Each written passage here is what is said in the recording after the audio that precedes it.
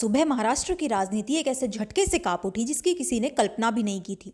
पुणे जिले के बारामती में लैंडिंग के दौरान एक विमान हादसे का शिकार हो गया। इसी विमान में सवार थे महाराष्ट्र के उप मुख्यमंत्री अजीत पवार। कुछ ही पलों में खबर पूरे देश में फैल गई। अजीत पवार अब नहीं रहे। इस बारामती को उन्होंने अपनी राजनीतिक ताकत बनाया, उसी जमीन पर उनका आखिरी सफर थम गया। 66 साल की उम्र, करीब 44 साल का राजनीतिक करियर और महाराष्ट्र की सत्ता में सबसे प्रभावशाली चेहरों में से एक आज इतिहास बन गए।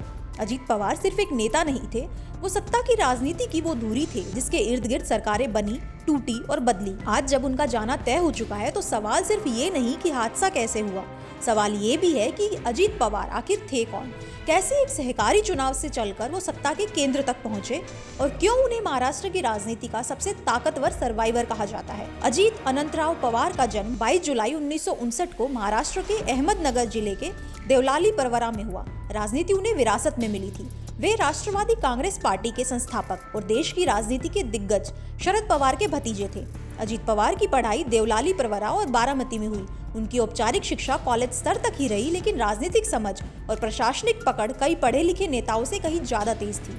अजीत पवार ने राजनीति की शुरुआत 1982 में की। उम्र थी सिर्फ 23 साल।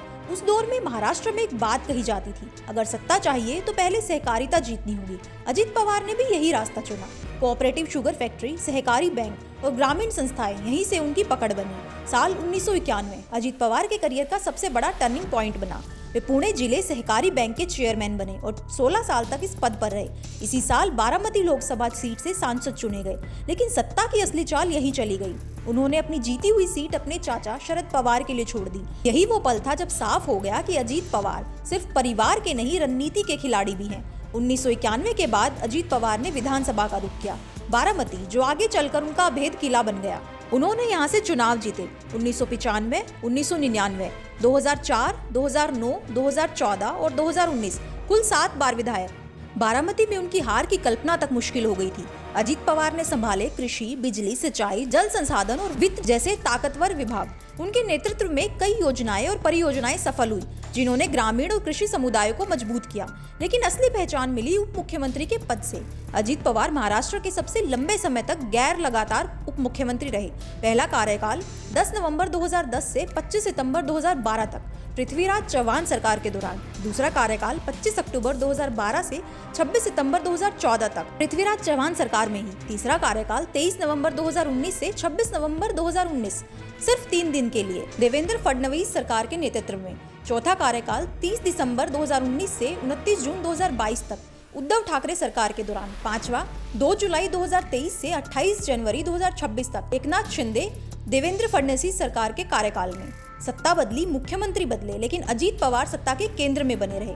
अजीत पवार को महाराष्ट्र में एक मजबूत संगठनकर्ता और प्रशासनिक नेता के रूप में देखा जाता था। उनके कारोबार और निर्णय क्षमता को राजनीतिक विश्लेषकों ने हमेशा सराहा। हालांकि उनका करियर विवादों से भी अछूता नहीं रहा। सिंचाई परियोजना से जुड़े आरोप, बयान विवाद और सत्ता संबंधी आरोप समय समय पर सुर्खियों में रहे, लेकिन वे हमेशा अपने समर्थकों के बीच दादा के नाम से लोकप्रिय रहे।